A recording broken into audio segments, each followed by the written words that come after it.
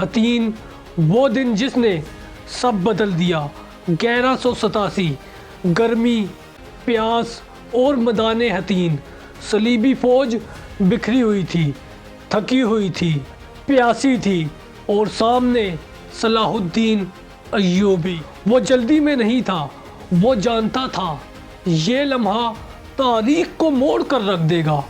پانی کے راستے بند تھے، دھوپ تیز، اور پھر تلواریں ٹکرائی، چیخیں بلند ہوئی، اور کچھ ہی وقت میں سب کچھ ختم۔ بادشاہ قید، ٹروکراس مسلمانوں کے قبضے میں۔ صلیبی طاقت ٹوٹ گئی، اب راستہ صاف تھا۔ شہر گر رہے تھے، قلعے کھل رہے تھے، مگر صلاح الدین کی نظر صرف ایک جگہ پر تھی، بیت المقدس۔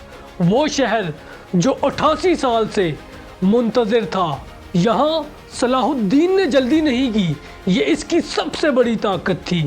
اس نے سب سے پہلے راستے بند کیے، سپلائی کاٹی، ارد گرد کے قلعے لیے، اور ہر قدم سوچ سمجھ کر اٹھایا، ہر فیصلہ ناپ تول کر کیا، کیونکہ وہ جانتا تھا یہ صرف جنگ نہیں، یہ ایک امانت ہے۔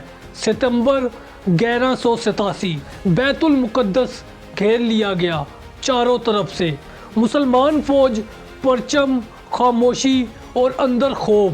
شہر کے اندر ایک ماں اپنے بچے کو چپ کرا رہی ہے، ایک بوڑھا دیوار سے لگا ہوا ہے، آنکھیں بند کیے دعا مانگ رہا ہے۔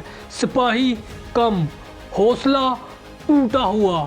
انہیں 1099 یاد ہے، انہیں معلوم ہے اگر دیوار ٹوٹی تو سب ختم۔